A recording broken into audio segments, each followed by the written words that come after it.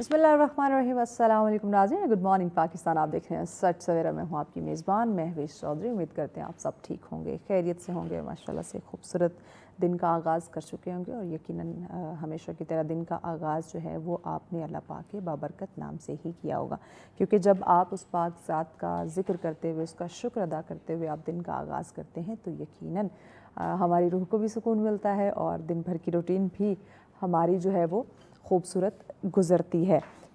क्योंकि जब आप उस पाक ज़ात का शुक्र अदा करते हैं, फ़ोन को साइड पे रखें, क्योंकि सबसे पहले उठते ही जो हम फ़ोन को तलाश करते हैं ना, ये हमारी प्रैक्टिस नहीं होनी चाहिए। सबसे पहले आँख खुलते ही अल्लाह पाक का शुक्र अदा करना चाहिए, ताकि एक खूबसूरत दिन हमारा गुजरे और एंजाइटी डिप्रेशन से हम निकल सकें। और ज़िंदगी ऐसी बड़ी खूबसूरत है तो इसको मज़ीद खूबसूरत हमने ख़ुद अपने अमाल से, अपने कामों से हमने बनाना है। इसी प्यारी बात को लेकर आगे बढ़ते हैं। आज ओवरऑल हमारे बड़े इंटरेस्टिंग मौज़ूआत हैं, आपके साथ वन बाय वन हम शेयर करेंगे। और आज 5 अगस्त यौम इस्तिसाल कश्मीर भी है, इस हवाले से भी हम जो है वो इन डिटेल बात करेंगे। और बाकी दीगर टॉपिक्स हैं वो भी आपके साथ हम वन बाय वन शेयर करते जाएंगे। लेकिन उससे कबल आपके साथ, चूँकि अगस्त का महीना है, इसको आज़ादी का महीना भी कहा जाता है। ऑब्वियसली हम बहुत खुश होते हैं, बच्चों की बात करें, नौजवानों की, बड़े बुज़ुर्गों की बात करें तो हर कोई एक्साइटेड होता है जैसे ही अगस्त का महीना शुरू हो जाता है। क्योंकि जब हम अगस्त की बात करते हैं, इसकी तारीख़ की बात करते हैं, तो 14 अगस्त जो कि हमारे आज़ादी का दिन है, तो बड़ी कुर्बानियों के बाद, बेशुमार कुर्बानियों के बाद हमें ये प्यारा मुल्क जो है वो मिला था। तो क्यों ना उन कुर्बानियों को हमेशा याद रखा जाए, खैराज तहसीन जो है वो पेश किया जाए। फिर किस तरह से एक ये जिद्दोजहद चली, एक इकबाल का एक ख्वाब, फिर कायद की जो अनथक मेहनत, एक जिद्दोजहद, फिर जो बेशुमार कुर्बानियाँ, उसके बाद ये प्यारा वतन हमें मिला। तो क्यों ना फिर इस महीने को, इस आज़ादी के महीने को हम पुरजोश अंदाज में सेलिब्रेट करें। तो आइए ज़रा तारीख़ पाकिस्तान के हवाले से एक खूबसूरत सा पैकेज, एक स्टोरी हमारी टीम ने तैयार की है, वो देखते हैं जी।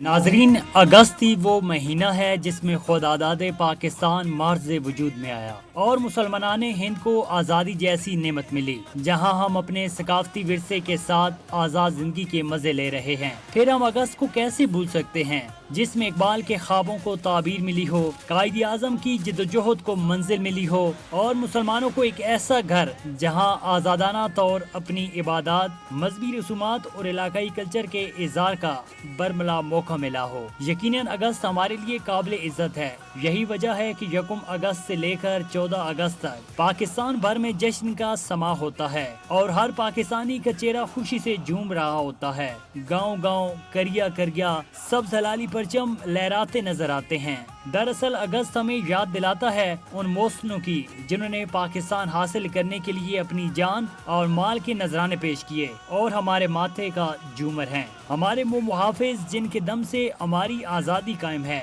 नाजरीन, अगस्त सिर्फ जश्न मनाने का नाम नहीं, बल्कि ये महीना अपने वतन के साथ ऐद वफा निभाने का नाम है। इसमें कोई शक नहीं कि आज भी हर पाकिस्तानी में वही जोश जज्बा दिखाई देता है जो आज़ादी से कबल मुसलमानान हिंद में पाया जाता था। पाकिस्तान हमें एक दिन की काविश में नहीं मिला और न ही प्लेट में सजा सजाया मिला है।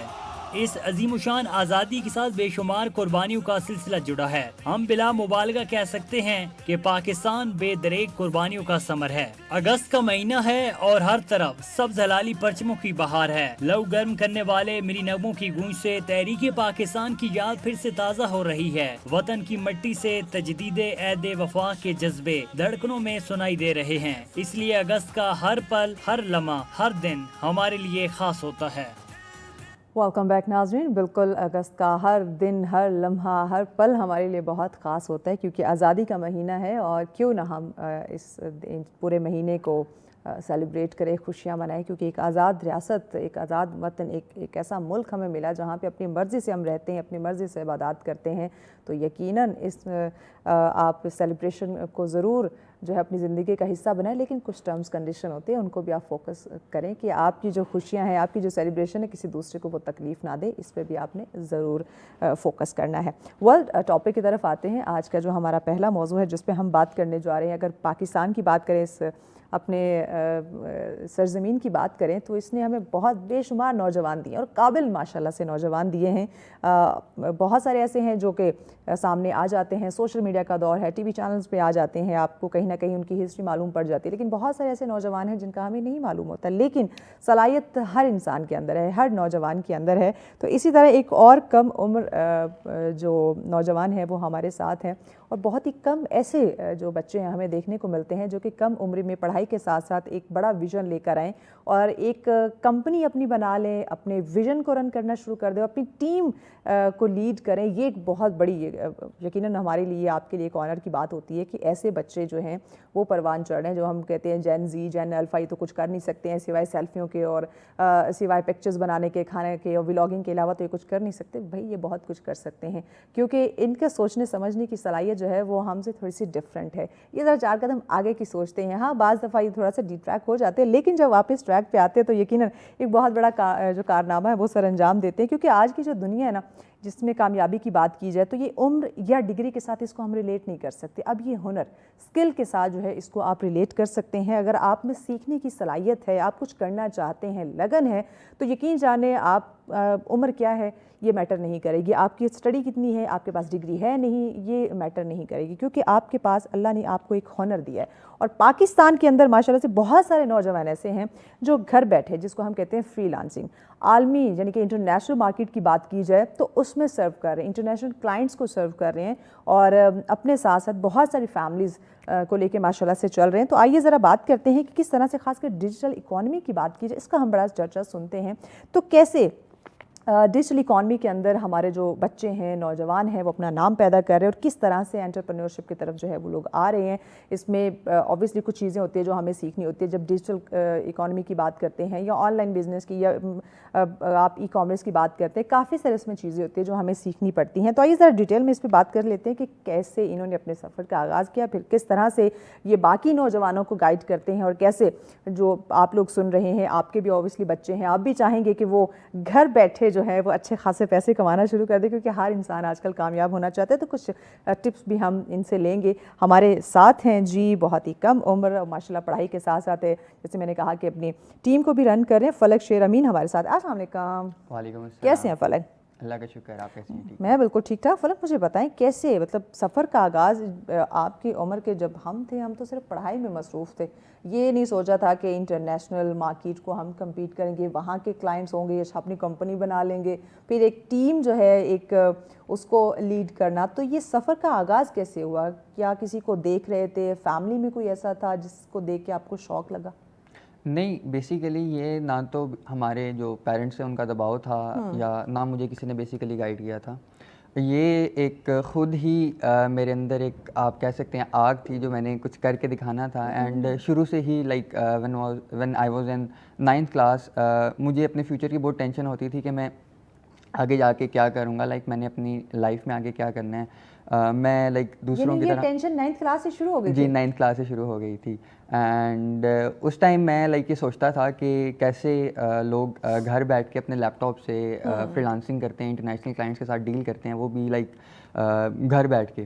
سو ادھر سے بیسیکلی میرا جو انٹرسٹ ہے اس فیلڈ میں وہ بڑھا, اینڈ ادھر سے میں نے پھر اسٹارٹ کیا. اینڈ جو میری اسٹارٹنگ تھی وہ اسٹارٹنگ تھی ای کامرس سے, ٹھیک ہے, دراز سے. اینڈ ادھر سے میں نے اسٹارٹ کیا تھا, اینڈ بہت کم ٹائم میں نے اس چیز کو سیکھا. میرے پاس بیسیکلی میں نے کوئی مہنگے کورسز وغیرہ نہیں پرچیز کیے تھے, یا کوئی اس طرح کا میرے پاس مینٹور نہیں تھا. تو کہاں سے سیکھا؟ میں نے سیلف لرننگ کی یوٹیوب سے سیکھا. یوٹیوب سب سے لائک لرننگ کا سب سے بڑا پلیٹ فارم ہے یوٹیوب. یوٹیوب سے آپ کو ہر چیز لائک سیکھنے کو ملتی ہے. سیلف لرننگ سب سے پرفیکٹ ہے, کیونکہ جب آپ سیلف لرننگ کرتے ہیں وہ آپ بیسیکلی ان ٹیکٹکس, ان جو مشکلات ہوتی ہیں ان سے گزرتے ہیں, اینڈ اس ٹائم جو آپ کو ایکسپیرینس ہوتا ہے وہ بہت اچھا ہوتا ہے ایز کمپیئر ٹو اگر آپ بیسیکلی کوئی پیڈ کورس لے لیں یا کوئی اس طرح کی چیز لے لیں. تو اس ٹائم پھر میں نے سیلف لرننگ کی ای کامرس میں نے اسٹارٹ کیا, اینڈ اس ٹائم میں نے دراز سے اسٹارٹ کیا تھا, جو آج کل بیسیکلی ایک پلیٹ فارم ہے, شاپنگ پلیٹ فارم ہے دراز. اینڈ اس ٹائم بیسیکلی جو میری پروڈکٹ تھی پاکستان میں 2nd موسٹ سیلنگ آئٹم میں گئی تھی اپنی کیٹیگری کی. ٹھیک ہے. اس کے بعد پھر لائک میں نے پڑھائی کو بھی ساتھ ساتھ کنٹینیو کرنا تھا, اس وجہ سے وہ تھوڑا سا ہو گیا تھا تو فیملی نے نہیں کہا تھا کہ ٹھیک ہے مانا آپ کو اپنے فیوچر کی ٹینشن ہے, آپ میں ماشاءاللہ ٹیلنٹ ہے, لیکن پہلے اپنی اسٹڈی کمپلیٹ کرو بعد میں شروع کر لینا, کیا اس طرح ان کا کوئی پریشر نہیں آتا؟ بیسیکلی پیرنٹس کو کانفیڈنس تھا میرے پہ, ٹھیک ہے, اور ان کو پتہ تھا بیسیکلی میں بیلنس کے ساتھ چل رہا ہوں, ساتھ ساتھ اسکلس پہ بھی فوکس کر رہا ہوں, ساتھ ساتھ پڑھائی پہ بھی فوکس کر رہا ہوں, کیونکہ بیسیکلی میں نے اپنے اسکول میں ٹاپ بھی کیا تھا, ٹھیک ہے, اینڈ جب میرے میٹریکولیشن کا رزلٹ آیا تھا میں نے ٹاپ بھی کیا تھا, اینڈ ساتھ ساتھ اس ٹائم میرے پاس یہ تھا جیسے ہی میرا رزلٹ لائک آیا میٹرک کا, میرے پاس ایک پاتھ وے تھا کہ میں نے یہ چیز کرنی ہے, آگے اس کو پروسیڈ کرنا ہے, لائک میں نے اپنا کوئی ٹائم ویسٹ نہیں کیا, میں نے اپنے اسکلز میں لگایا اینڈ یہ ساری چیزیں.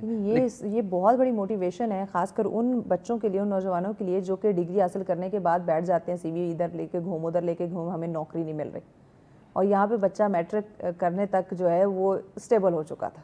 ایسے ہی ہے, یعنی آئی تھنک ایسی سوچ ہونی چاہیے ہر بچے کی. بالکل. تو اچھا, یہ جو آپ کے ساتھ کچھ ٹیم کنیکٹ ہوئی ماشاءاللہ سے, یہ 23 پلس کی آپ کی ٹیم ہے, ذرا اس بارے میں بتائیں کہ ٹھیک ہے اپنے آپ کو اسٹیبل کر لینا, اپنے آپ کو آگے لے کے چلنا, عالمی مارکیٹ کے اندر خود کو منوا لینا, انٹرنیشنل کلائنٹس کے ساتھ جو ہے وہ ڈیل کرنا, اپنے تک بات ٹھیک, اوکے فائن, لیکن کمپنی کو رجسٹر کر لینا, پھر ساتھ میں اور بہت سارے لوگوں کو لے کے چلنا, یہ ایکسپیرینس کیسا ہے اور اس کو کیسے مینیج کرتے ہیں آپ؟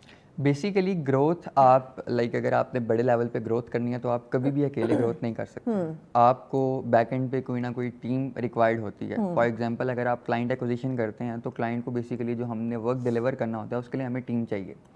سو فار دیٹ لائک میں نے کمپنی رجسٹر کی, پہلے تو یہ میری مما کے نام پہ تھی, ٹھیک ہے, میں اس ٹائم تقریباً 15-16 سال کا تھا. اوکے, یعنی کہ 18 پلس نہیں تھے, سو دیٹس وائی پہلے اما کے نام پہ. اس کے بعد پھر لائک میں نے اپنا ایک کمپنی ایف ایس سی انٹرپرائز کے نیم سے میں نے لانچ کی, اینڈ اسٹارٹنگ میں لائک مجھے جو چیزیں ریکوائرڈ تھی, جس اسکلس کے بیسیکلی لائک مجھے ٹیم ریکوائرڈ تھی وہ میں نے ان کو ہائر کیا. بیسیکلی جو اسٹارٹنگ تھی وہ کس طرح ہوئی, فرسٹ آف آل ایک کلائنٹ میں نے لینڈ کیا آپ ورک سے, لائک وہ تقریباً تھا $750 کا, وہ میرے لیے لائک ایک اچھی اچیومنٹ تھی اگر ہم سروس بزنس کی طرف جائیں. اوکے, اور اس کو کیا سروس پرووائڈ کرنی تھی؟ اس کو بیسیکلی ہم نے ایک شاپیفائی اسٹور ڈیولپ کر کے دینا تھا. اوکے, $750 میں. جی میرا جو بیسیکلی فرسٹ کلائنٹ تھا وہ $750 کا تھا, اینڈ اس کو ہم نے ورک ڈیلیور کیا تھا. وہ بیسیکلی کام تھا اس کا جو 7 ورکنگ ڈیز کا کام تھا, لیکن وہ ہمارا فرسٹ کلائنٹ تھا, ہم نے اس کو تقریباً 24 آورز میں ورک ڈیلیور کر دیا. 24 آورز کے اندر؟ جی 24 آورز. $750 لے لیے, 24 گھنٹے میں کام بھی ختم. بالکل. تو ادھر سے مجھے ایک الگ سی ایک اور موٹیویشن ملی, اینڈ پھر ہم نے اسی چیز کو ایکسپینشن کی طرف لے کے گئے. ہم لائک وہی جو اماؤنٹ آئی اس کو ری انویسٹ کیا مزید کلائنٹ ایکوزیشن میں, اینڈ ادھر سے ہمارا بیسیکلی جو سائیکل تھا وہ آگے اسٹارٹ. کون سی سروسز ہیں جو اب آپ اپنی پوری ٹیم اپنی کمپنی کے ساتھ مل کے انٹرنیشنل کلائنٹس کو سرو کر رہے ہیں؟ بیسیکلی ابھی ایف ایس اے انٹرپرائز ایک 360 ڈیجیٹل مارکیٹنگ ایجنسی ہے جس کی ایکسپرٹیز بیسیکلی ای کامرس میں ہے. اچھا, ہمیں ایک بریک لینی ہے, بریک کے بعد فلک ہم مزید ذرا جانیں گے کہ کون سی سروسز ہیں جو کہ اس پلیٹ فارم سے جاتی ہیں. پھر اگر بات کی جائے تو نوجوان جو ہے وہ کس پلیٹ فارم کی طرف آ سکتے ہیں. آپ دیکھ رہے ہیں سچ سویرا, آج کا پہلا ٹاپک جس پہ ہم بات کر رہے تھے, کم عمر بڑا ویژن ڈیجیٹل دور ہے, اور اس دنیا کے اندر اپنا ایک نام مقام بنانا اوبیسلی مشکل ہے لیکن ناممکن نہیں ہے. اگر آپ میں ٹیلنٹ ہے, آپ میں کچھ کرنے کی لگن ہے, آپ کچھ کرنا چاہتے ہیں تو یقیناً آپ بہت کچھ کر سکتے ہیں, لیکن اگر آپ صرف اسکرولنگ میں رہیں گے تو آپ پھر کچھ نہیں کر سکتے. تو ایسی ایک ایگزامپل ہمارے ساتھ ہے, فلک ہمارے ساتھ ہے. فلک, ہم آپ سے جاننا چاہ رہے تھے کہ کون سی ایسی سروسز ہیں جو آپ انٹرنیشنل کلائنٹس کو پرووائڈ کر رہے ہیں, جو کہ ایک آج کے ہمارے خاص کر نوجوانوں کے لیے بڑی وہ ہیلپ فل ثابت ہو کہ ڈفرینٹ پلیٹ فارمز ہیں, ڈفرینٹ سروسز ہیں, اگر کوئی کسی ایک میں بھی فٹ ہوتا ہے تو اوبیسلی اس کی زندگی بن جائے گی. بالکل. Basically F S A enterprise is leading marketing agency. ہماری بیسیکلی جو ایکسپرٹیز ہیں وہ ای کامرس میں ہیں. ای کامرس میں ہمارے ملٹیپل سیلس پلیٹ فارم آ جاتے ہیں, فار ایگزامپل شاپیفائی, امیزون, ای بے, ایٹسے. اس کے بعد ہم بزنس ڈیولپمنٹ اینڈ مینجمنٹ پہ فوکس کرتے ہیں. فار ایگزامپل اگر آپ کا بزنس اسٹک ہے 1 ملین پہ, 5 ملین پہ یا 10 ملین پہ, ٹھیک ہے, تو ہم تھرو پرفارمنس مارکیٹنگ اس کو امپروو کرتے ہیں. فار ایگزامپل اگر وہ 10 ملین پہ ہے تو ہم پرفارمنس مارکیٹنگ کے تھرو اس کو 20 to 30 ملین پہ آگے لے کے جاتے ہیں, اپ اسکیل کرتے ہیں. اینڈ اس کے علاوہ ہماری جو ایکسپرٹیز ہیں وہ social media, marketing and management میں ہیں. Okay. And F S A enterprise basically worldwide serve کر رہا ہے. ہمارے بیسیکلی 4 کنٹریز ہیں جدھر ہم سرو کر رہے ہیں. ہم پاکستان میں سرو کر رہے ہیں, UAE میں, اس کے بعد UK اینڈ USA میں. اور ہماری جو بیسیکلی ورچوئل آفیسز ہیں وہ UK میں بھی ہے, UAE میں بھی ہے, سعودی میں بھی ہے, اینڈ پاکستان میں بھی 3 آفس لوکیشنز ہیں ہماری. اوکے. اچھا, ایک اور چیز میں نے دیکھی تھی, ڈیجیٹل اکانومی. جی جی. یہ کیسے, کیونکہ اب آج کل ایک ہمارے جو بڑے بزرگ ہیں وہ تو ایک روایتی کاروبار ہی لے کے چل رہے ہیں, لیکن یہ ڈیجیٹل اکانومی جو ہے یہ کس طرح سے مختلف ہے؟ ڈیجیٹل اکانومی بیسیکلی آپ اس کو کہہ سکتے ہیں کہ by selling your skills. For example اگر آپ فری لانسنگ کرتے ہیں تو اس کے اگینسٹ کیا کہتے ہیں اس کو, آپ اس سے کوئی سروس چارجز یا کچھ اماؤنٹ چارج کرتے ہیں. صحیح. تو آپ اس کو بول سکتے ہیں, کیونکہ پہلے اگر آپ لائک ٹریڈیشنل طریقہ ان کے ساتھ کمپیئر کریں تو وہ بیسیکلی ایکسچینج آف گوڈس, ٹھیک ہے, اس کے بعد جو وہ محنت کرتے تھے اس کے اگینسٹ ان کو ملتی تھی, اماؤنٹ ملتی تھی, لائک جس میں ان کی فزیکل ایگزسٹنس ضروری ہے. جبکہ ڈیجیٹل اکانومی آپ بول سکتے ہیں کہ بائی سیلنگ یور اسکلس, ٹھیک ہے, آپ اس کو ویب سائٹ ڈیولپمنٹ کی سروسز دے رہے ہیں, آپ اس کے ایڈس مینیج کر رہے ہیں, لائک آپ اپنی اسکلس کے اگینسٹ ان سے چارج کر رہے ہیں, اس کو آپ ڈیجیٹل اکانومی بول سکتے ہیں. اینڈ آپ اگر اپنا بزنس اسٹارٹ کرتے ہیں آن لائن تو اس سے جو بیسیکلی آپ کا ریبیٹ ہوتا ہے اس کو بھی آپ ڈیجیٹل اکانومی بول سکتے ہیں. صحیح.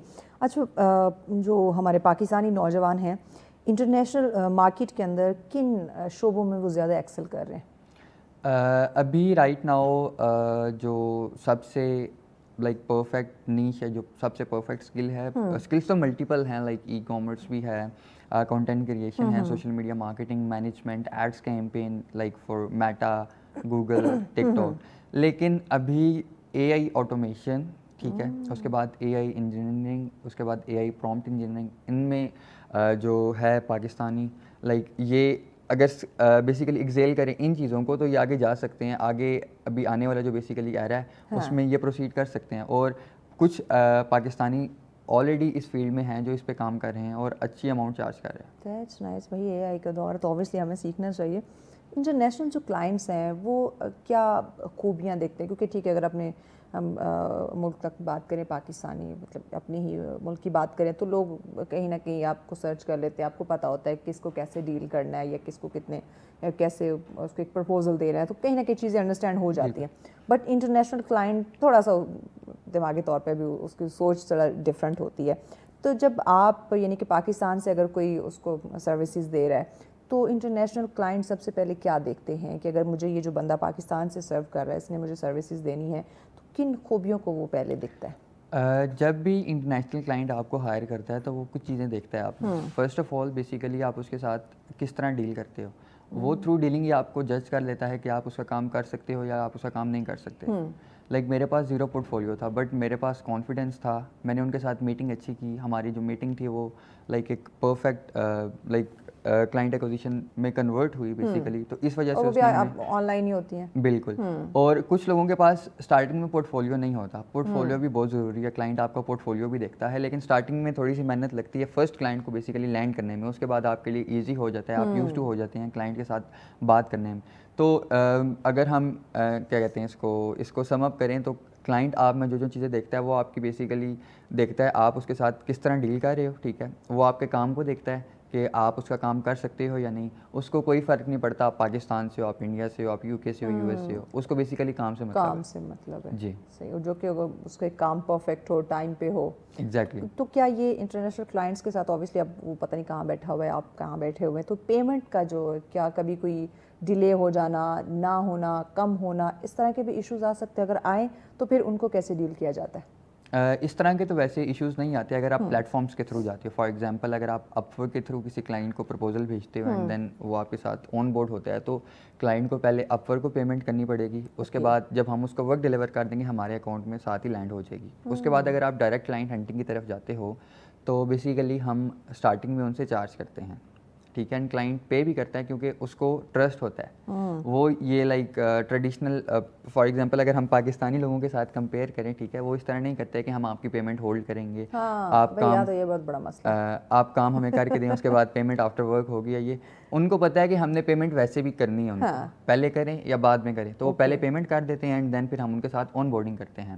اینڈ اس میں ہمارے بیسیکلی 3 کانسیکوینسز ہوتے ہیں में लाइक क्लाइंट भी अपने आप को सेफ फील करता है. फर्स्ट ऑफ ऑल हमारा जो होता है प्रपोजल उसकी तरफ, ठीक है, and then on boarding contract, and then फिर बेसिकली सर्विसेज कॉन्ट्रैक्ट. 3 कॉन्ट्रैक्ट्स होते हैं. मैंने आपको लाइक पहले ही मेंशन किया था कि हमारे उधर वर्चुअल ऑफिसेज हैं, ठीक है, तो वो भी बेसिकली एक हमारी अथॉरिटी है, ऑथेंटिसिटी है, तो वो उधर भी जा सकता है. एंड वो हमारे लिए बेसिकली एक चीज़ है जिससे क्लाइंट हमारे ऊपर ट्रस्ट कर सकता है. आई थिंक मतलब सबसे इम्पॉर्टेंट जो चीज़ है वो ट्रस्ट है. एग्जैक्टली. वो चाहे इंटरनेशनल क्लाइंट्स की बात की जाए या पाकिस्तान के अंदर अपने लोकल की बात की जाए, तो ट्रस्ट इम्पॉर्टेंट है किसी भी फील्ड के अंदर अगर आपने कामयाब होना है.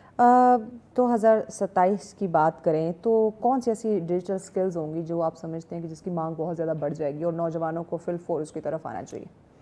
देखिए, हमारे यहाँ इधर एक कॉन्सेप्ट है कि एआई हमारी जॉब्स को रिप्लेस कर रहा है. एआई रिप्लेस नहीं कर रहा, जो बेसिकली एआई को यूज़ कर रहे हैं वो हमारी जॉब्स को रिप्लेस कर रहे हैं. जिनको यूज़ ऑफ एआई का पता है, जो एआई इंजीनियर्स हैं, एआई प्रॉम्प्ट इंजीनियरिंग कर रहे हैं, ठीक है, जिनको पता है कि हम एआई से कैसे काम निकलवा सकते हैं, ठीक है. एआई तो बेसिकली एक आप कह सकते हो कि एक चीज़ है जिसको हम जो बोलेंगे वो करेगा, वो अपने पास से कोई एफर्ट करके नहीं देता, ठीक है. तो जब हम उसको एजेंटिक एआई में शिफ्ट करेंगे, लाइक उसको हैंड्स देंगे कि आप ये काम भी कर सकते हो, तो वो बंदा जो उसको बैकएंड पे ऑपरेट कर रहा होगा वो आगे जा सकता है. तो भाई ये तो बिल्कुल कॉन्सेप्ट निकाल दे माइंड से कि एआई आपको रिप्लेस कर रहा है. बिल्कुल ऐसा बिल्कुल नहीं है, बल्कि ये हम कह सकते हैं कि एक अपॉर्चुनिटी भी है. एग्जैक्टली. अगर आप इसको समझे तो ये एक बहुत बड़ी अपॉर्चुनिटी भी है. डिग्री ज़रूरी है या स्किल्स या दोनों? पहले तो मुझे लगता था कि खाली स्किल इम्पॉर्टेंट है, हाँ, ठीक है, लेकिन जब आपकी गैदरिंग होती है, आप लोगों के साथ मिलते हो, लाइक जब आप किसी बंदे को प्रेजेंट कर रहे होते हो अपने स्किल्स, वैसे देखा जाए तो स्किल इम्पॉर्टेंट है लेकिन डिग्री भी इम्पॉर्टेंट है. भैया अगर आप वही जो इंटरनेशनल क्लाइंट के साथ अपने कम्युनिकेट करना है तो आपको बात करने की तमीज़ या कुछ समझने को पता होगा तो आप कर सकेंगे. एग्जैक्टली. लेकिन मतलब जो डिग्री है उसमें भी एक लाइक कुछ कॉन्सिक्वेंसेस ऐसे हैं कि हमें जो बेसिकली पढ़ाना चाहिए वो पढ़ाते नहीं हैं, बट फिर भी डिग्री मैं बोलूँगा इम्पॉर्टेंट है.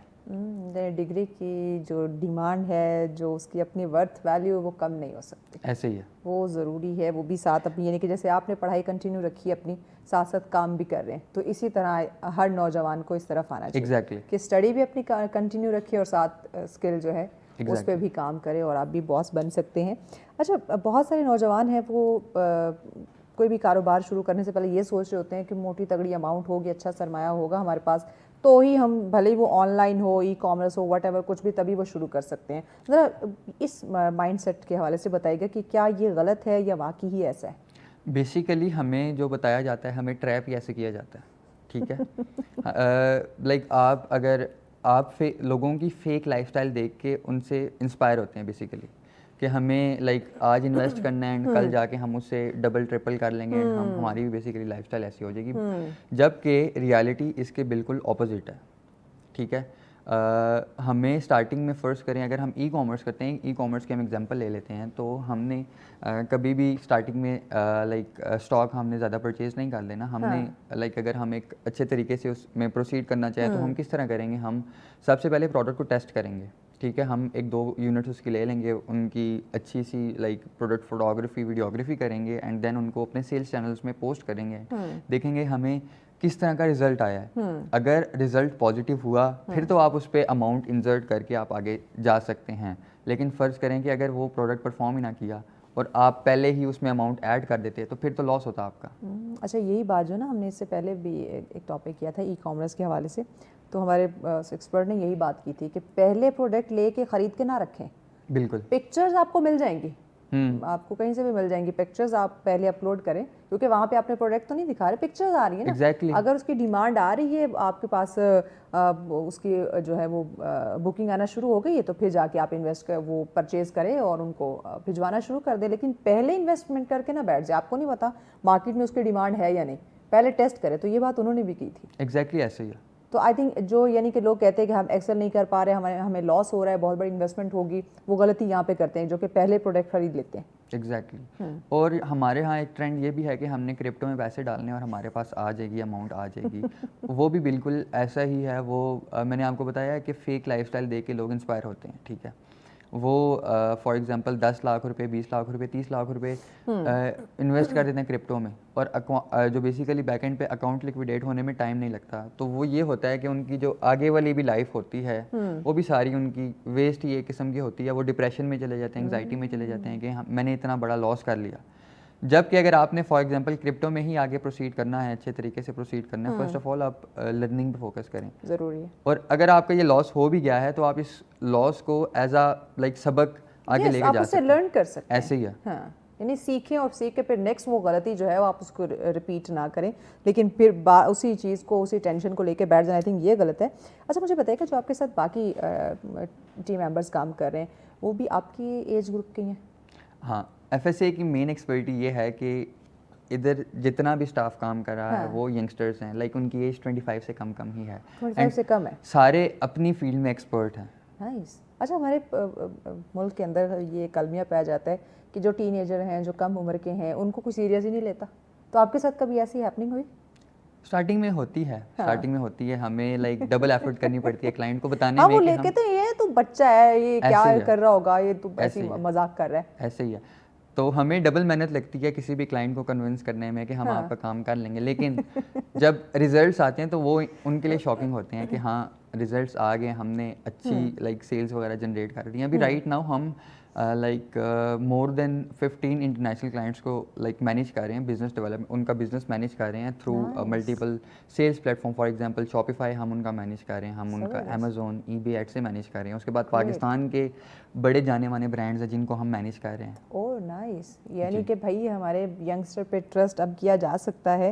کبھی اس پورے ٹینیور کے اندر یہ جو آپ کا ایک سلسلہ شروع ہوا 9 سے لے کے اب تک, ٹیم بنائی, کام ہو رہا ہے, چل رہا ہے, کبھی کسی لاس کا, ناکامی کا سامنا کرنا پڑا, یا کوئی ایسا چیلنج آیا ہو جو کہ آپ کے لیے ایک بہت بڑا سبق بھی لے کر آیا اور ٹف بھی ہو؟ میرے لیے ہر منتھ کوئی نہ کوئی چیلنج آتا ہے, ہر منتھ کوئی نہ کوئی چیلنج آتا ہے. لیکن گھبراتے ہیں کہ سیکھتے ہیں؟ نہیں, ہمارا بیسیکلی جو ہم ہیں نا, بیسیکلی ہمارا مین فیکٹ یہی ہے کہ ہمارے اندر لچک ہوتی ہے. ٹھیک ہے, ہم اگر گرتے ہیں 10 بار گریں گے, 11ویں بار دوبارہ اٹھیں گے ہم. زبردست. ٹھیک ہے, تو یہ چیز ہے, ہم دوبارہ اٹھتے ہیں. اور لاس کی جہاں تک بات ہے تو میں نے آپ کے ساتھ اسٹارٹنگ میں ایک چیز مینشن کی تھی کہ میں نے دراز سے اسٹارٹ کیا تھا اور پاکستان میں سیکنڈ موسٹ سیلنگ آئٹم میں گیا تھا. اس ٹائم جو ہمارا سپلائر تھا بیسیکلی اس نے دیکھا کہ ہاں چھوٹا سا بچہ ہے, ٹھیک ہے, یہ اس نے میری پروڈکٹ کو پاکستان میں سیکنڈ موسٹ سیلنگ آئٹم میں لے کے گیا ہے. وہ ایک بیسیکلی ووڈن فولڈیبل ٹیبل تھی, ٹھیک ہے, اپنی کیٹیگری میں. تو اس نے کیا کیا, اس نے مجھے بولا کہ نہیں میں آپ کے ساتھ آگے نہیں چل سکتا, اگر آپ نے چلنا ہے تو مجھے اتنی اماؤنٹ آپ کو پہلے دینی پڑے گی. اور اس کے اکارڈنگلی یہ تھا کہ میں اپنا اسٹارٹ کروں گا تو میں اس میں سکسیزفل ہو جاؤں گا. لیکن وہ بھی اپوزٹ ہوا, وہ بھی سکسیزفل نہیں ہو پایا, اور جو ہمارا کام چل رہا تھا اس نے بھی یہ کیا. اس کے بعد آگے نیکسٹ آگے ساتھ ساتھ چیزوں میں جو مین ایک لاس تو نہیں بولوں گا میں اس کو, لیکن ایک ایج فیکٹر ہوتا ہے. ایک چیز پہ ہمیں فوکس کرنا چاہیے, کیش فلو پہ. کیش فلو, جس طرح کوئی بھی بزنس ہے اس میں کیش فلو سب سے امپورٹنٹ چیز ہے. ٹھیک. اچھا, جو ہمارے نوجوان ہیں جو آپ کو سن رہے ہیں, اوبیسلی یا بہت سارے لوگوں کے لیے آپ موٹیویشن ہیں, تو نوجوان جو خاص کر آپ کو لگتا ہے جن ان میں جو ایک بڑی کمی آپ سمجھتے ہیں کہ وہ آگے نہیں بڑھ پاتے, ان کے لیے آپ کا پیغام؟ ان کی طرف میرا ایک ہی پیغام ہے, بیسیکلی جو فرسٹ اسٹیپ ہے وہ نہیں لیتے. آئیڈیاز ان کے پاس ملٹیپل ہوتے ہیں, لیکن یہاں لائک ادھر آئیڈیاز نہیں دیکھے جاتے, ادھر امپلیمنٹیشن دیکھی جاتی ہے. یس, امپورٹنٹ ہے. بہت شکریہ فلک شیر امین. ناظرین, یقیناً آئیڈیاز لوگوں کے پاس بہت ہیں, لیکن آئیڈیا سے بہتر ہے کہ آپ اس کو جو ہے وہ اپلائی کریں, پریکٹیکل کچھ دکھائیں کر کے, تب جا کے لوگ جو ہیں وہ آپ پہ یقین کریں گے. یعنی کہ بھارت کی طرف سے یہ اوچھے ہتھ کنڈے جو کہ ہمیشہ سے تھے اب بھی یہ جاری ہیں, اور یہ صرف ایک تاریخ تک وابستہ نہیں ہے, یہ روزانہ کی بیس پہ یہ چیزیں ہو رہی ہیں. تو آئیں ذرا ڈیٹیل میں اس پہ بات کر لیتے ہیں. اس پہ ڈسکشن کے لیے ہمارے اینالسٹ ہمیں جوائن کر چکے ہیں جی.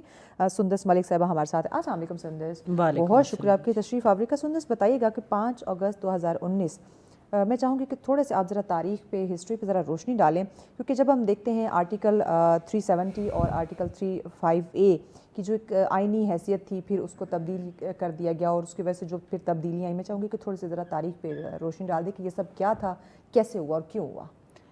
جی دیکھیے, بسم اللہ الرحمن الرحیم. سب سے پہلے آپ کا شکریہ for commemorating this day, and much appreciation goes to your media team for creating such a detailed documentary concerning Kashmir. جہاں تک اگست 5 اگست 2019 کے حوالے سے بات ہے تو اس میں سینٹرل پوائنٹ پہ دو جیسے آپ نے مینشن کیا آرٹیکلز ہیں 370 and 35A. ان کا تعلق کشمیر کے اسپیشل اسٹیٹس سے تھا اور یہ اسپیشل اسٹیٹس اس بات کو کانکریٹ بناتا تھا کہ کشمیر ایک انٹرنیشنلی ریکگنائزڈ ڈسپیوٹڈ ٹیریٹری ہے. پاکستان کے لیے it is much more than a disputed territory. It is the principal stance that Pakistan has stood by for more than 7 decades now, coming to 8 decades almost. مگر یہ اس بات کو پختہ کرتا تھا کہ جب تک کشمیریوں کو حق خود ارادیت نہیں دیا جاتا United nation security council resolutions کے تحت, تب تک یہ ایک اسپیشل اسٹیٹس رہے گا. یہاں کی ڈیموگرافی کو نہیں چینج کیا جائے گا. یہاں پر زمین خریدنا بیچنا کشمیریوں کے علاوہ کسی کو الاؤڈ نہیں ہوگا to prevent any sort of settler colonial programs coming from the Indian side. اور پاکستان نے بھی ہمیشہ اس کو مینٹین کیا. آج تک آپ دیکھیے کہ جو AJK کا اسٹیٹس ہے it is a very special status in terms of the government, in terms of the land mass, in terms of the demography. مگر انڈیا نے 2019 میں یونیلیٹرلی اس آرٹیکل کو جب ایبروگیٹ کیا تو اس نے بین الاقوامی جتنے بھی قوانین ہیں ان کو بالکل طاق پہ رکھ دیا. اور اس نے, میں ہمیشہ ایک بات کہتی ہوں کہ انڈیا شوڈ بی ریکگنائزڈ کہ اس نے کس طرح اسرائیل کے پروگرام کو پرفیکٹ کیا ہے کشمیر میں. جس طرح اسرائیل نے فلسطینیوں کے ساتھ کیا, وہاں پہ سیٹلر کلونیلزم کے تھرو انہوں نے علاقوں پہ قبضہ کیا, وہاں کے لوگوں کو محکوم کیا. ہندوستان بالکل اسی پروگرام پر پرفارم کر رہا ہے, اس حد تک کہ جینوسائیڈ واچ کے نام سے ایک انٹرنیشنل ادارہ ہے, اس نے رپورٹ جاری کی تھی جس کے مطابق کشمیر 9ویں اسٹیج, ٹوٹل 10 اسٹیجز ہیں. اس رپورٹ پہ ذرا ڈیٹیل میں بات کرتے ہیں. آج کا دوسرا ٹاپک جس میں ہم بات کر رہے ہیں, آج 5 اگست ہے, استحصال کشمیر پہ ہم بات کر رہے ہیں اور ہماری کیا ذمہ داریاں ہیں. 2019 سے لے کے آج تک کی بات کی جائے تو 7 سال جو ہیں وہ مکمل ہونے کو ہیں, لیکن مسئلہ وہیں کا وہیں پہ ہے. تو اسی حوالے سے ہم بات کریں. سندس ملک صاحبہ ہمارے ساتھ ہے. سندس, جینوسائیڈ کی ایک رپورٹ کا آپ ذکر کر رہی تھی, ذرا وہ بتا دیں. جی میں بات کر رہی تھی جینوسائیڈ واچ کے نام سے ایک انٹرنیشنل ادارہ ہے, اس نے رپورٹ ریلیز کی تھی جس کے مطابق 10 اسٹیجز آف جینوسائیڈ ہوتی ہیں. اور میں یہ بتاتی چلوں سب کے لیے کہ جو 10ویں اسٹیج ہے that is out right denial, مطلب کہ ایک اسٹیٹ ہو وہ جینوسائیڈ کمٹ کرے اور اس کے بعد وہ ڈینائی کر دے کہ ہم نے ایسا کچھ نہیں کیا, جس طرح اسرائیل کر رہا ہے کہ ہم تو غزہ میں کوئی ایسی چیز نہیں کر رہے کچھ بھی. ہاں, کشمیر 9ویں اسٹیج پہ کھڑا ہے, 10ویں اسٹیج ڈینائل کی ہے, ٹھیک ہے, کہ ہم نے ایسا کچھ نہیں کیا. سو حالات وہاں پر خراب سے خراب تر, جس کو میں کہوں گی, ہوتے جا رہے ہیں. ابھی ریسنٹلی ہم نے دیکھا کہ جنتر منتر میں دلی میں اسٹوڈنٹس نے پروٹیسٹ کی. دلی جو ہے وہ سری نگر سے بہت دور ہے. یہ شاید کسی, میں ہمیشہ کہتی ہوں کسی کشمیری نہیں کہا ہوگا کہ دلی دور ہے, لیکن اس کے باوجود 3,500 افراد کو زیر حراست لیا گیا سری نگر میں, کشمیر میں. کشمیر کے اندر؟ جی. تو ہندوستان میں کچھ بھی ہو اس کی امپلیکیشنز آل آؤٹ کشمیریوں کے لیے ہوتی ہی ہوتی ہیں, ٹھیک ہے. اور میں اس بات پہ اکثر حیران ہوتی ہوں کہ جس طریقے سے ہندوستان جس بے شرمی کے ساتھ وہ ہندو راشٹر کو کشمیر میں لانے کی اور جھوٹ گڑنے کی ایک مہم پہ لگا ہوا ہے, جس کو دنیا کا کوئی بھی ایسا ملک میرے خیال میں نہیں ہے جس سے وہ ناواقف ہو. یورپین یونین میں ایک ادارہ ہے EU ڈس انفو لیب کے نام سے, روٹرز انسٹیٹیوٹ ہے, US का जस्टिस डिपार्टमेंट है, उन्होंने मुतअद्दिद रिपोर्ट्स हिंदुस्तान के डिसइंफॉर्मेशन कैंपेन्स के हवाले से हो, हिंदुस्तान की इंटरनेशनल टेररिज्म सिंडिकेट्स के टेररिस्ट सिंडिकेट्स के हवाले से हो, उनके काम के हवाले से हो, हर चीज़ दुनिया को पता है। लेकिन उसके बावजूद हिंदुस्तान जो है वो एक कंटिन्यूस जो है efforts, malicious efforts Indian occupied Jammu and Kashmir में सर्व कर रहा है सिस्टमैटिकली। मतलब स्टेट लेवल से एक चीज़ आ रही है, मोदी से लेकर उनकी मिलिट्री से लेकर उनकी पॉलिटिकल अपोजिशन से लेकर हर तरफ से वो एक चीज़ पर मुत्तफिक हैं, और वो है कि कश्मीर को हमने किसी तरह एक हिंदू राष्ट्र में तब्दील करना है। अक्सरियत वहाँ पे हिंदू को लाने की कोशिश भी आई थिंक की जा रही है कि अक्सरियत वहाँ पे जो मेरे ख्याल से मनोज सिन्हा जो गवर्नर हैं Indian occupied Jammu and Kashmir में हिंदुस्तान की तरफ से लगाए गए, उन्होंने खुद आज से साल से ज़्यादा हो गया पहले ये खुद एडमिट किया कि हमने 4.5 मिलियन डोमिसाइल्स जो हैं वो इशू किए हैं नॉन कश्मीरीज़ को। तो डेमोग्राफिक चेंज से आप सेटलर कलोनियलिज्म, एक्सपेंशनिस्ट आइडियोलॉजी, आप जिस तरह से ह्यूमन राइट्स एट्रोसिटी को देखना चाहें वो कश्मीरियों के ख़िलाफ़ की जा रही हैं कंटिन्यूस बेसिस पर हिंदुस्तान की तरफ से।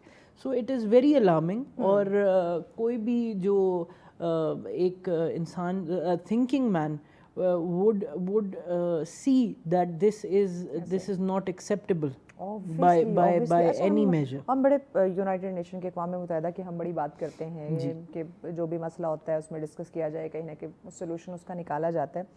आज इस ये जो कश्मीर का जो मसला है इसकी कानूनी हैसियत वहाँ पे क्या है? अक़वाम मुत्तहिदा जैसे इदारों के अंदर क्या इस पे बात होती है? क्या इस मसले पे क्या अब तक उन्होंने किया? देखिए, it's a live issue as far as the United Nations Security Council frameworks are concerned. It is a live issue. Much thanks to Pakistan कि उसने अब तक इस मामले को किसी भी तरीके से डिप्लोमेटिकली जो है वो फोरगो नहीं किया। कंटिन्यूसली जो कश्मीर में मज़ालिम हो रहे हैं, जो उसका स्टेटस है, उससे रिलेटेड हमारी हर चाहे UNGA हो जिसमें पाकिस्तान के वज़ीर आज़म चाहे वो कोई भी हो, हमेशा कश्मीर का मुद्दा उठाते हैं। हमेशा यूनाइटेड नेशन सिक्योरिटी काउंसिल में कश्मीर का मुद्दा उठाया जाता है।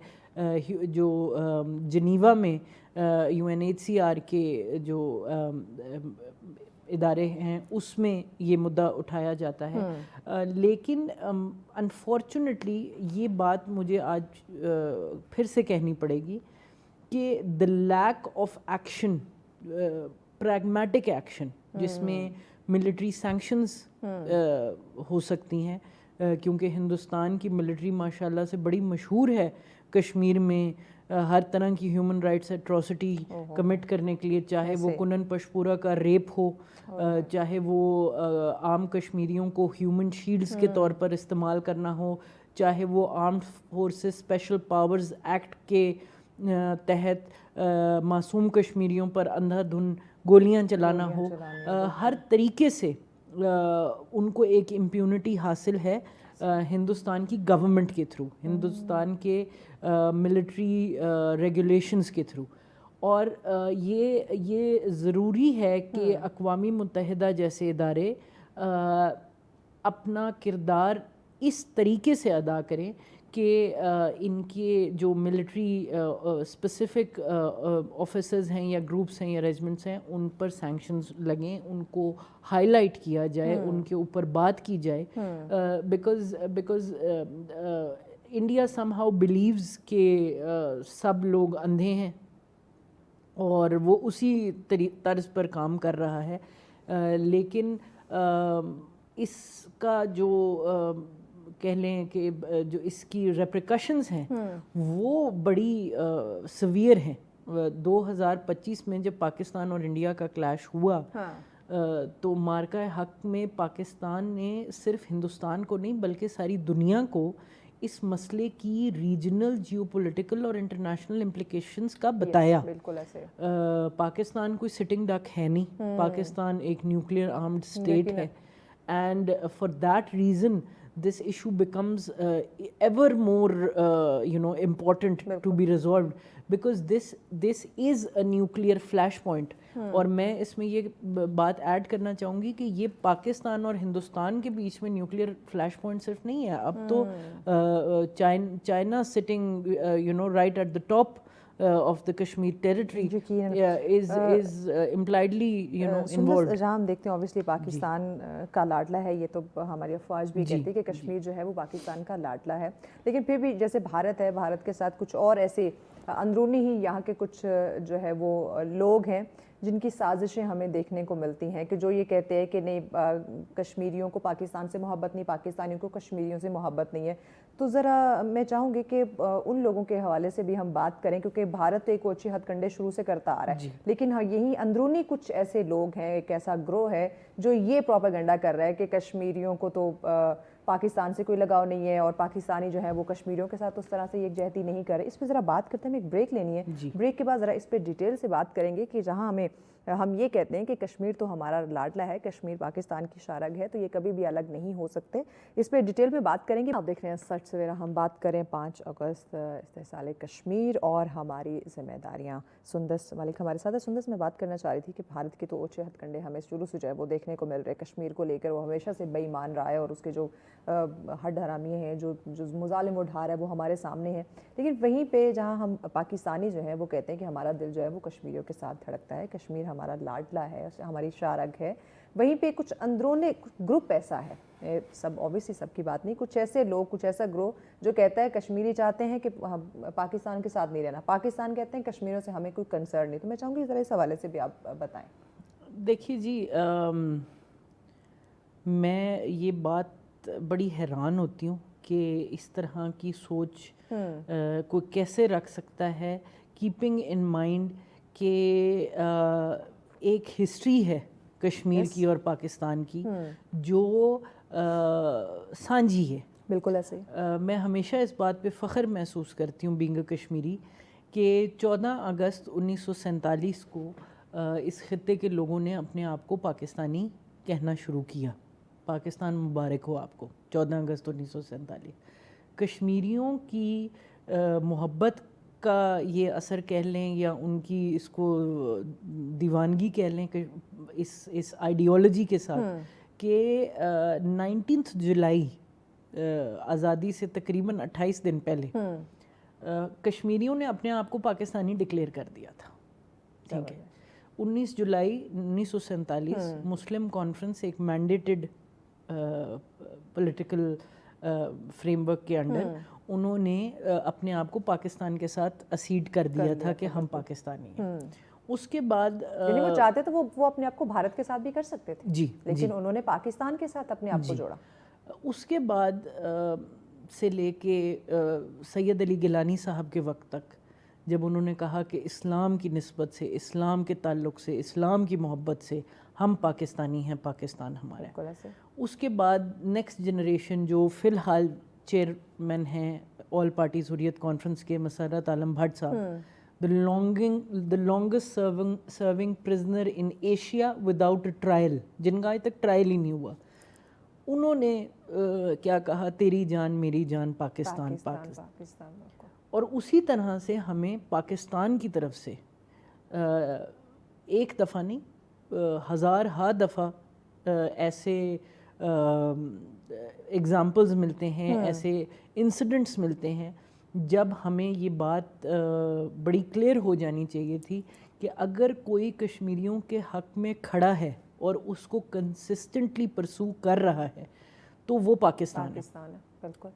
اچھا, جہاں تک آپ نے کہا ہندوستان کے عزائم اور ان کے ڈس انفارمیشن کیمپینز کی بات ہے, جیسے میں نے اپنی پہلی بھی بات کرتے ہوئے کہا تھا کہ this is something well known to the world, the worst kept secret ہم اس کو کہہ سکتے ہیں, that the world very clearly knows what Indian disinformation campaigns are like. बिल्कुल ऐसे। اور ख़ास तौर पे कोई एक जत्था जो ये कहे कि हम कश्मीरियों के बेसिक राइट्स की बात करते हैं, तो आई वुड से कि कश्मीरियों का सबसे basic right, the core right which the people of Kashmir have is the right to a free and fair plebiscite. बिल्कुल ऐसे।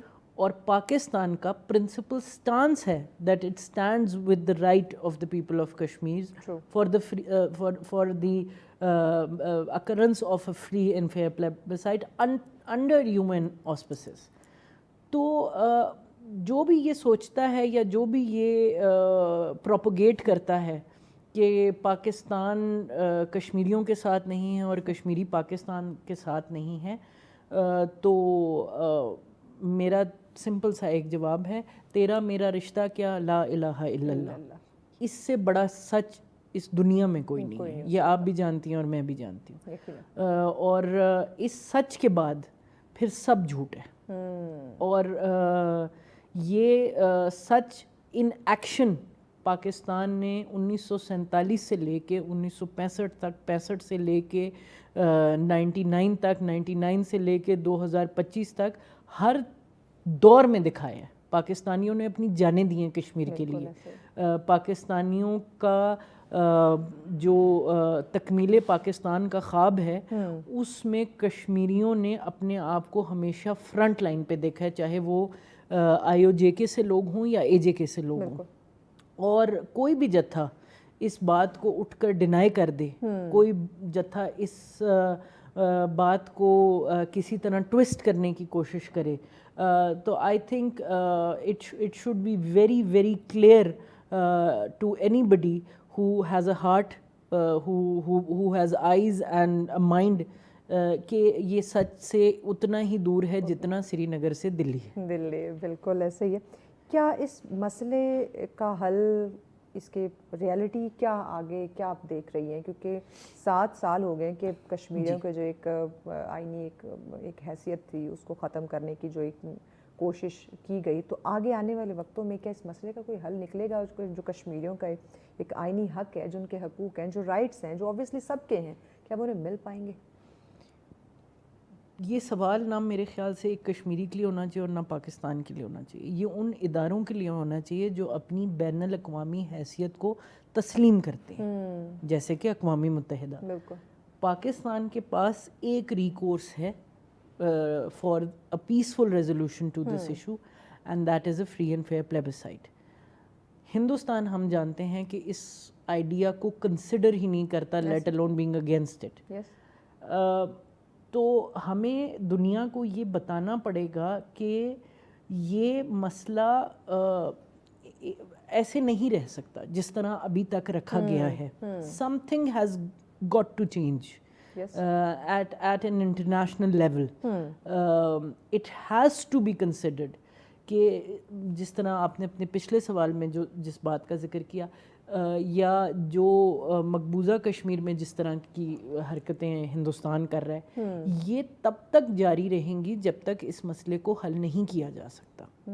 और Pakistan can only take a principle and defensive stance as far as not abandoning its brothers and sisters in Indian occupied Jammu and Kashmir. और मैं तो brother and sister से भी आगे की बात करती हूँ कि पाकिस्तान ने हमेशा कश्मीर को अपने बाजू की तरह ट्रीट किया। बिल्कुल ऐसे। कभी भी उसको अपने से अलग थलग नहीं समझा। हमारा हिस्सा है पाकिस्तान और हम पाकिस्तान का हिस्सा हैं।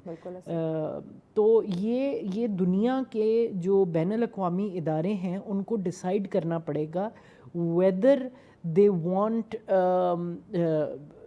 a peaceful resolution to this issue, or are they waiting for being witnesses to an all-out genocide in Indian occupied Jammu and Kashmir? Yes. And if that comes to be, अगर ऐसा होता है, तो फिर ये मसला ना टेरिटोरियल रहेगा, ना पॉलिटिकल रहेगा, ना जियोपॉलिटिकल रहेगा। जैसे मैंने पहले कहा, ये एक न्यूक्लियर फ्लैश पॉइंट है। اور اس کے جو اثرات ہیں وہ پوری دنیا میں بالکل دے ول ریوربریٹ آل اکراس دا گلوب. سو ہمیں اس بات کو سمجھنا بھی پڑے گا اور دنیا کو سمجھانا بھی پڑے گا بہت اچھی طریقے سے, بیکاز ابھی تک ان کا جو رول ہے میرے مطابق ایک آبزرور جو وہ اپنے آپ کو کہتے ہیں, اور جو میں کہتی ہوں وہ ہے سائلنٹ اسپیکٹیٹر, وہ اس کا رول رہا ہے. They need to become active in کتنا آبزرو کریں گے. جی جی ابھی ڈاکومنٹری میں بھی ہم نے دیکھا کہ جو ہے وہ گنتی جو ہے نا وہ نہیں کی جا سکتی, جس قدر وہاں پہ ظلم ڈھائے جا رہے ہیں, جس قدر شہادتیں ہو رہی ہیں, جس قدر تقدس پامال کیا جا رہا ہے, اور کتنا آبزرو کریں گے. اور ڈیلی بیسس پہ ہو رہا ہے, صرف ایک دن کی ہم بات نہیں کر رہے, یہ روزانہ کی بیس پہ ہو رہا ہے. دیکھیے یہ انفارچونیٹلی روزانہ کی بیسس پہ ہو رہا ہے, اور یہ ہوتا رہے گا جب تک اس پہ کوئی پریگمیٹک ایکشن نہیں لیا جاتا. میں اس بات کو پھر کہوں گی کہ آج تک مجھے یہی بات سمجھ نہیں آئی کہ دنیا نے ایک ٹیررسٹ کو ہندوستان کا وزیر اعظم تسلیم کیسے کر لیا. The butcher of Gujarat, you know, the butcher of Kashmir is the Prime Minister of India. And he is welcomed by international partners with such open arms, despite his record, despite his consistent stance against Muslims across India, against Muslims in Kashmir, against Muslims in Pakistan. مطلب وہ تو ہر روز شاید خواب دیکھتے ہیں کہ شام کی چائے لاہور میں پئیں گے, تو اس گاڈ کمپلیکسڈ ٹیررسٹ ایون یہ بات کے حق میں آپ دیکھیں نا, جی انہوں نے کراچی اور راولپنڈی, اسلام آباد, ہر چیز کو تباہ کر کے وہ قبضہ بھی لے چکے تھے. میں چاہوں گی کہ سندس آپ آخر میں آج کے دن کے حوالے سے جو ہماری پاکستانی عوام ہے, جو ہماری کشمیری عوام ہے, جو ہماری عالمی برادری ہے, ان کو پیغام دیں. میں پیغام صرف یہی دینا چاہوں گی کہ عالمی برادری کے لیے تو خاص طور پر کہ کو چاہیے ایک عمر اثر ہونے تک, کون جیتا ہے تیرے زلف کے سر ہونے تک, جانتے ہیں کہ تغافل نہ کرو گے لیکن خاک ہو جائیں گے ہم تم کو خبر ہونے تک. تو I request the international forums, the international institutions to take pragmatic actions as far as the resolution of the Kashmir issue is concerned. We are no longer satisfied with the management, or should I say the mismanagement of this issue. سو میری یہی رائے ہے, اور پاکستان زندہ باد, کشمیر پائندہ باد. بہت شکریہ سندس ملک. یقیناً ناظرین, کشمیر جو ہے وہ پاکستان کا حصہ تھا, ہے اور ہمیشہ رہے گا, اور ہم پاکستانی اپنے کشمیری بہن بھائیوں کے ساتھ ہے. لیکن اب یہ بات جو ہے وہ آبزرویشن سے آگے کی ہے, پریکٹیکل اب ہونے کی ہمیں ضرورت ہے, تاکہ اس مسئلے کو ایز سون ایز پاسبل حل کیا جا سکے. بریک کی جانب بڑھیں, بریک کے بعد اگلا ٹاپک آپ کے ساتھ شیئر کریں گے. آج کا اگلا ٹاپک بڑا ہی اہم ہے, لیکن اس سے قبل آپ کے ساتھ ایک سٹوری ہم شیئر کر لیتے ہیں, اور یہ امریکہ میں کتوں کے حوالے سے ایک سٹوری ہے. ایک چیمپئن شپ جو ہے اس کا انعقاد ہوا ہے. دیکھیے ڈفرینٹ ایکٹیویٹیز جو ہیں وہ اوبویسلی ہونی چاہیے, اور امریکہ میں کتوں کی جو سالانہ سرفنگ چیمپئن شپ ہے اس کا انعقاد کیا گیا ہے, جس میں شریک ہونے والے جو کتے ہیں یعنی کہ ڈاگز ہیں, انہوں نے شاندار کارکردگی کا مظاہرہ کیا ہے. شمالی کیلیفورنیا کے ساحل پر ہفتے کے روز منعقد ہونے والا سالانہ یہ ورلڈ ڈاگ سرفنگ چیمپئن شپ میں مختلف نسلوں کے جو کتے ہیں انہوں نے شاندار مظاہرے کیے, جنہیں دیکھنے کے لیے سینکڑوں افراد جو ہے وہ ساحل پر موجود تھے. اور مقابلے میں ہر ٹائپ کے جو ہے وہ ہمیں ڈاگز دیکھنے میں ملے ہیں, دیکھنے کو آئے ہیں کہ جنہوں نے حصہ لیا ہے اس چیمپئن شپ کے اندر. اور ججز نے کتوں کی کارکردگی کا جائزہ اس بنیاد پر لیا کہ وہ کتنی دیر تک سرف بورڈ پر قائم رہے, لہر کا سائز کیا تھا, اور انہوں نے کتے کے جو اعتماد کے ساتھ جس طرح سے اس کو سرفنگ کی وہ دیکھی, اور اپنی 10ویں جو ہے وہ سال میں داخل ہونے والے اس ایونٹ کا جو انعقاد ہے وہ جو مزید اس کی اگر میں بات کی جائے، اس کی جو لمبائی تھی یا اس کا جو ایک پیرامیٹر رکھا گیا تھا وہ تقریباً 22 کلومیٹر جنوب میں واقع ایک ساحل پر کیا گیا تھا، اور مقابلے کے ساتھ ساتھ جو پالتو جانور ہیں جن کو گود لینے کی جو مہم ہے جناب، وہ بھی مقامی فلاحی اداروں کے لیے فنڈ ریزنگ بھی وہاں پہ کی گئی تھی۔ یہ ایک اور انٹرسٹنگ چیز تھی کہ وہاں پہ گود لینے کا سلسلہ جو ہے وہ بھی دیکھنے میں ملا تھا۔ اس کے علاوہ مزید جو ہے وہ رنگ برنگی لائف جیکٹس جو ہے وہ آپ دیکھ سکتے ہیں کہ کتوں نے پہنی ہوئی ہے، اور ان کے انسانی ساتھی جو ہے وہ بھی سرف بورڈ پر لہروں تک ان کو لے گئے، جہاں پہ وہ کامیابی سے ساحل تک انہوں نے سرفنگ کرتے رہے، اور ہر کامیاب سواری پر تماشائیوں نے جو ہے وہ تالیوں کے ساتھ خوب داد دی، ان کو مزید موٹیویٹ کرتے رہے۔ جیسے ہم دیکھتے ہیں کہ انسانوں میں اگر کہیں نہ کہیں ایسی چیمپئن شپ ہو تو کہتے ہیں کہ دوستوں کی طرف سے یا جو بھی آپ کے ساتھ گئے ہوئے ان کی طرف سے آپ کو اپریسیشن چاہیے، تو یہاں پہ جو ڈاگ تھے ان کے لیے بھی اپریسیشن کا سلسلہ وہاں پہ دیکھنے کو ملا کہ لوگوں نے تالیاں بجا کے ان کو اپریشیٹ کیا، ان کو موٹیویٹ کرتے رہے، ان کی حوصلہ افزائی کرتے رہے، اور جس طرح کے وہ وہاں کرتب دکھا رہے تھے، یعنی کس طرح سرفنگ پہ کچھ ٹائم تک رہنا، یہ اوبیسلی جب تک آپ ٹرین نہ ہوں آپ کے لیے پاسبل نہیں ہوتا، لیکن یہ کتوں نے آخر کر دکھایا، اور ایک بڑی انٹرسٹنگ یہ چیمپئن شپ رہی اور لوگوں نے اس کو انجوائے بھی کیا۔ تو آئی تھنک اس طرح کے جو ایونٹس ہیں وہ جانوروں کے حوالے سے ہو، انسانوں کے حوالے سے ہو، لیکن لائف میں کچھ نہ کچھ ہوتے رہنا چاہیے انٹرسٹنگ، کیونکہ کام سے ہٹ کے اپنی ایک ہیکٹک روٹین سے ہٹ کے بھی ہمیں کچھ کرنا چاہیے۔ ٹاپک کی طرف آتے ہیں۔ آج کا جو ہمارا ٹاپک ہے وہ ہے کہ ہمیں ہر وقت جلدی کیوں رہتی ہے۔ ہم پروگرام کی بات کریں، ہم کھانے پینے کی بات کریں، کہیں جانے کی بات کریں، ہر انسان جو ہے وہ ہمیں جلدی میں نظر آتا ہے۔ دیکھیں صبح آنکھ کھلتے سب سے پہلے ہم فون دیکھتے ہیں، میٹنگز ہیں، ٹریفک ہے، کام کی ڈیڈ لائن ہے، بہت ساری چیزیں ہیں۔ تو ذرا ڈیٹیل میں بات کرتے ہیں کہ انسانی نفسیات پر اس کے کیا اثرات مرتب ہو رہے ہیں، اور اس پہ ڈسکشن کے لیے ہم بھی تھوڑا جلدی میں ہیں، تو اسی لیے ٹاپک بھی کچھ ایسا ہے۔ تو ہمارے ساتھ ہیں جی ملائکہ طارق۔ بہت شکریہ ملائکہ آپ کے وقت کا۔ بتائیے گا کیا وجہ ہے جب ہم WHO کے مطابق دیکھتے ہیں، جو ایک عالمی صحت کا ادارہ ہے، اس کے مطابق جو ذہنی دباؤ اور انزائٹی ہے دنیا بھر میں اگر بات کی جائے تو کروڑوں افراد جو ہے وہ اس سے متاثر ہو رہے ہیں۔ وجہ کیا ہے؟ کیا یہ جو ہماری ایک تیز ترین لائف ہے کہ ہر کام میں ہمیں جلدی ہے، ہر کام کے پیچھے ہم نے جلد بازی لگائی ہوئی ہے، کیا یہ وجہ ہے؟ اچھا، اس میں دیکھیے ایک چھوٹی سی چیز یہ ہے کہ ہمیں بہت زیادہ جلدی اس لیے بھی ہوتی ہے، ایک کمپٹیشن بنا ہوا ہے، ٹھیک ہے، ہمیں ہر چیز کرنی ہے، جلدی جلدی اچیو کرنی ہے۔ بچے ہیں جیسے جلدی اسکول پہ پہنچے، ٹھیک ہے، جلدی آپ پڑھیں گے، اچھا پڑھیں گے۔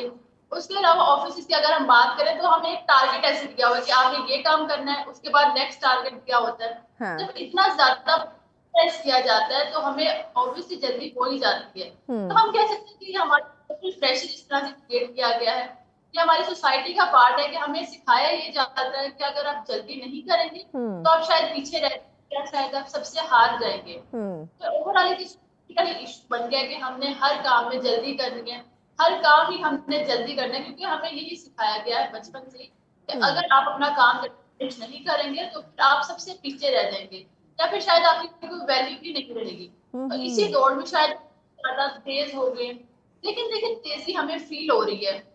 اب تیزی کیوں فیل ہو رہی ہے؟ ہمارے برین کے کیمیکل بہت ایکٹیو ہو جاتا ہے جب ہمیں کوئی کام ہوا ہے، جلدی جلدی ہم نے کام کر لیا ہے، اب جلدی کام کریں ریوارڈ تھوڑا جلدی مل گیا ہے، جس سے ڈوپامین برین کا ہیپی کیمیکل جو ہوتا ہے وہ ایکٹیو ہو جاتا ہے، اور اس سے کیا ایکسائٹمنٹ کرتا ہے کہ ہمیں جلدی جلدی ہی کام کرنا ہے تاکہ ہمیں جلدی جلدی اس کا ریوارڈ مل سکے، ٹھیک ہے۔ تو یہ ہمیں بہت جلدی کام کرنے کی عادت پڑ گئی ہے۔ اچھا، یہ جو سوشل میڈیا ہے، سوشل میڈیا کی میں بات کروں تو ہماری جو جلد بازی کی عادت میں اضافہ ہے، اس میں ایک رول سوشل میڈیا کا بھی ہے، کیونکہ اس میں بھی ہم انسٹنٹ ہو گئے نا، اور ریل پہ ریل دیکھے جا رہے ہیں، 10-15 سیکنڈ سے زیادہ ہم دیکھ نہیں سکتے، اور اگر کچھ سننا بھی ہے تو اس کو فاسٹ فارورڈ کر کے ہم نے سننا ہے، وہ اب ایک نارمل ریدم میں تو ہم سنتے ہی نہیں ہیں۔ مطلب ہم کی سپیڈ پہ کر کے چیزوں کو سنتے ہیں، وائسز کو سنتے ہیں، یہ کہ اگر کسی بندے کو ٹیکسٹ کیا اس کا فوراً سے ریپلائی آ جاتا ہے، تو آپ کو زیادہ دیر کی عادت نہیں رہتی۔ اگر کوئی بندہ دیر سے بات کر رہا ہے، دیر سے ریپلائی کر رہا ہے، یا پھر ویڈیو کو سلو دیکھ رہا ہے تو اس کا مائنڈ چڑچڑا ہونا شروع ہو جاتا ہے، مائنڈ پہ اثر ہونا شروع ہو جاتا ہے۔ میڈیا کا زیادہ رول ہے، یہ جو ہماری شارٹ ریلز بنی ہوئی ہیں اس سے ہمارا اٹینشن کا پیٹرن کم ہو جاتا ہے، جس سے ہم کہتے ہیں کہ جلدی جلدی بس چیز ہو اور ہمیں جلدی کوئی رزلٹ کی آ جائے، کوئی پراپر چیز کی طرف آ جائے، تو ویٹ کی عادت بھی نہیں رہی۔ अच्छा, ये जो है फियर ऑफ मिसिंग आउट, क्या ये आज की नस्ल के जो स्ट्रेस की एक बड़ी वजह है? अच्छा, बिल्कुल बहुत ज्यादा बड़ी वजह। अब आप देखें ना कि आप हर टाइम जल्दी में हैं, आपने अगला टारगेट करना है, नेक्स्ट ये चीज करनी है या नेक्स्ट कुछ भी करना है, कंटिन्यूस आप में रहेंगे। अगर ना हुआ तो क्या होगा, ठीक है, या फोकस रहेगा। अगर मैं नीचे रह जाऊंगा, दूसरा, अगर आप टेंशन में रहते हैं तो आप किसी बड़े डिप्रेशन में, बड़ी प्रॉब्लम में भी जा सकते हैं। क्या है कि अगर आपको ये मेरा गोल अचीव नहीं हुआ तो क्या पता मुझे सोसाइटी एक्सेप्ट ना करे। अच्छा, दूसरा, ये कि जो आप फियर है, इतना ये जो फियर है, ये जो डर है कि मैं पीछे ना रह जाऊँ, सोसाइटी क्या कहेगी, लोग क्या कहेगी, मुझसे कुछ मिस ना हो जाए या मैं वो टारगेट अचीव ना टाइम पे कर पाऊँ, ये जो सारी चीज़ें, इवन अगर बच्चों की बात की जाए, उनके छोटे छोटे जो काम टास्क होते हैं, यानी कि होमवर्क की बात कर लें, जो क्लास वर्क है, होमवर्क है, इस तरह की जो चीज़ें हैं, उनको ही इवन देख लें तो उसमें भी उन्होंने जल्दी जो है वो लगाई होती है, और यही चीज़ नौजवानों में भी हम देखने को हमें मिल रही है। तो ये बच्चों की और नौजवानों की जो मेंटल हेल्थ है, उसको उसके साथ जो है ना, उसकी इस तमाम तर चीज़ों की जल्दबाजी के जो असरात हैं वो क्या मुरतब हो रहे हैं बच्चों के और नौजवानों की मेंटल हेल्थ पे? होगा। अच्छा, अगर हम मेंटल हेल्थ की बात करें, देखिए अब इतनी ज्यादा जल्दी है, हर काम में जल्दी है, हर चीज में जल्दी है, एंजाइटी है, टेंशन है, तो एक टाइम के बाद आपका दिमाग थक जाएगा। आप जब जल्दी जल्दी सारे काम कर रहे हैं, सपोज आपने जल्दी जल्दी ड्रामा देख लिया, कोई रील भी देख ली, आपको याद नहीं रहेगा, थोड़ी देर के बाद आपकी अटेंशन बहुत ज्यादा खराब होना शुरू हो जाती है, मेमोरी पे फर्क आना शुरू हो जाता है। आप काम कर रहे हैं, इतनी जल्दी अपना काम करना शुरू हो गए, आप चीजों पे फोकस करना ही आपने छोड़ दिया, आपको चीजें याद ही नहीं रहती। तो एक टाइम के बाद क्या होगा, काम तो हो जाएगा लेकिन आपको कोई चीज याद नहीं रहेगी। और दूसरी हम यहाँ पे टर्म बर्न आउट हो जाता है। बर्न आउट इन सेंस कि आप थक जाते हैं काम कर करके, बहुत ज्यादा ओवरलोड हो गए, तो हर टाइम तो आपके माइंड में होता है कि मैंने नेक्स्ट ये करना है।